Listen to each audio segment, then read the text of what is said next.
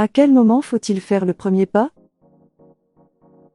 En amour comme dans n'importe quelle situation, il n'est pas toujours commode de faire le premier pas. Et même si la peur vous paralyse, il vous faudra vous lancer. Toutefois, serait-il nécessaire de se préparer ou faudrait-il tout simplement se jeter sans plus attendre? Vous n'avez en réalité pas besoin de vous apprêter. Il vous suffira plutôt de savoir repérer les indices afin de ne pas trop vous intéresser à quelqu'un qui vous repousserait sans doute. Qu'entend-on par faire le premier pas? Rompre la glace ou faire le premier pas veut tout juste dire entreprendre. Toutefois, en matière de séduction, cet acte est fonction du contexte dont il s'agit. Aussi, chaque personne pourrait en avoir sa propre compréhension lorsqu'il s'agit de séduction. Certains l'entendent comme le fait de se rapprocher d'une personne pour qui l'on ressent de l'attirance afin de mieux la connaître. D'autres traduisent cette expression comme le fait d'échanger un premier baiser avec l'être aimé, de l'approcher en premier ou bien même de lui révéler ses sentiments. Et chacune de ces définitions est juste. En réalité, cette expression a un sens beaucoup plus large. Elle traduit le premier pas vers une romance future. Se rapprocher d'une fille constitue en soi un premier pas pour avoir son contact. Lui envoyer un premier message est aussi un premier pas vers une future rencontre. Échanger un premier baiser est un premier pas vers une histoire amoureuse. La simple initiative de s'inscrire sur un site de rencontre est un premier pas. Vous prenez en réalité la décision de rencontrer de nouvelles personnes afin de charmer par la suite celle qui vous attirera. Les bonnes et les mauvaises facettes lorsqu'on fait le premier pas. Il s'agit d'une décision que vous devez prendre sans avoir peur. Vous devez en réalité vaincre votre peur et non pas la laisser vous freiner. La crainte du rejet est tout à fait compréhensible quand bien même il s'agirait d'un important pas vers votre développement personnel. Lorsque la personne à laquelle vous vous intéressez vous dit non, comprenez tout simplement qu'elle n'est pas la bonne pour vous. Un premier refus vous permettra de mieux surmonter les prochains, car au jeu de l'amour, il y a toujours un vainqueur et un perdant. Apprenez donc à ne pas être un mauvais perdant, et à toujours vous relever. Il est donc primordial de surmonter votre timidité aussi bien en matière de séduction qu'en d'autres circonstances. Pourquoi faire le premier pas? Nous découvrirons ici les bonnes raisons de se lancer. La toute première raison serait de saisir votre opportunité, et il s'agit là d'un point très essentiel. Cela vous évitera de croiser une personne qui vous intéresse en chemin, et de ne pouvoir lui parler. Cela vous permet également de combattre votre nature timide. Vaincre votre peur nécessiterait que vous y fassiez face. Vous devez donc vous jeter à l'eau même si le cours de l'histoire vous effraie. Le rejet peut en réalité être une très grande source de motivation pour accroître votre estime de vous-même. En acquérant de l'expérience, vous découvrirez les bons gestes et les maladresses en termes de séduction. À vous mesdames, plusieurs hommes apprécient les femmes qui ont de l'assurance et qui font le premier pas. En raison de leur timidité ou de leur manque de confiance en eux, entre autres, certains hommes attendent d'être abordés au lieu de se rapprocher de vous en premier. Si vous en avez l'occasion, alors lancez-vous. L'homme pour qui vous ressentez de l'intérêt pourrait être de nature assez timide. Pourquoi s'abstenir de faire le premier pas? La principale raison est la crainte d'aller trop vite ou d'être contraignant. Toute personne s'attend en réalité à ce que les choses prennent place d'elles-mêmes aussi bien en amour qu'en séduction. Vous pourrez avoir l'impression en vous lançant, ou faire ressentir à l'autre que la relation est artificielle. La relation pourrait donc d'une certaine manière être mensongère. Après combien de temps faudrait-il se lancer? Afin d'éviter que la peur ne vous paralyse, il serait plus judicieux de vous lancer dès que vous en aurez l'occasion.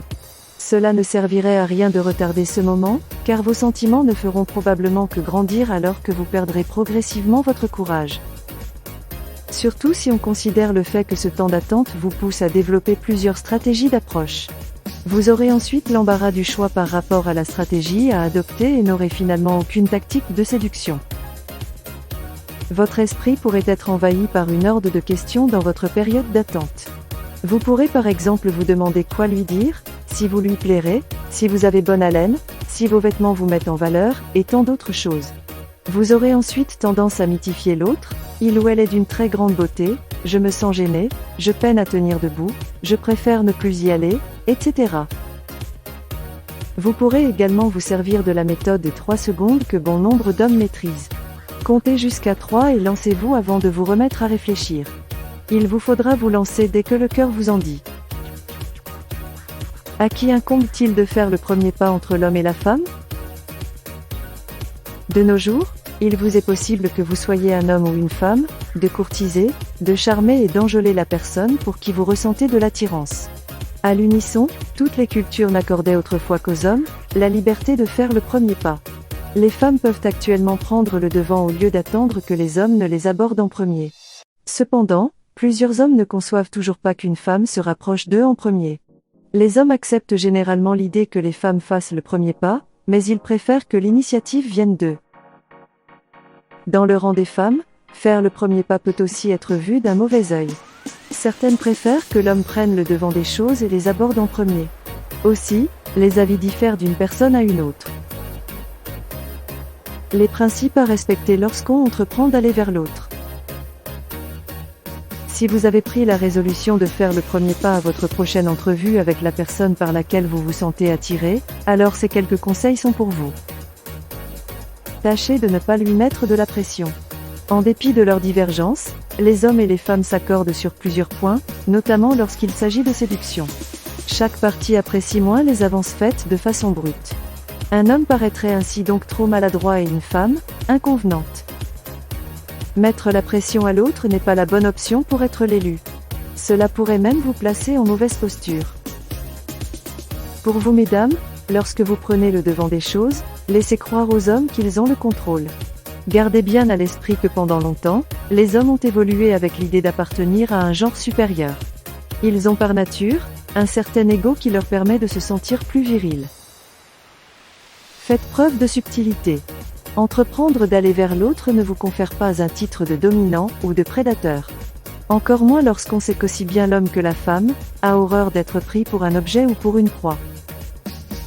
Cependant, en étant la personne qui fait le premier pas, l'on tend souvent à envahir tout l'espace de peur que l'autre s'en aille. Mention spéciale aux femmes qui d'habitude se trouvent des excuses afin d'être raccompagnées.